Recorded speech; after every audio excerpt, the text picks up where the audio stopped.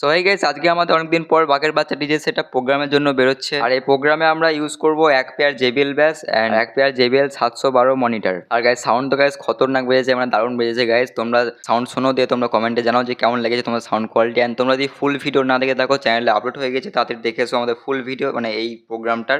তো চলো বেশি ভাড় নামকে, এবার চলো সাউন্ড টেস্টিংটা করা যাক। তো চলো সাউন্ড টেস্টিংটা শুরু করা যাক।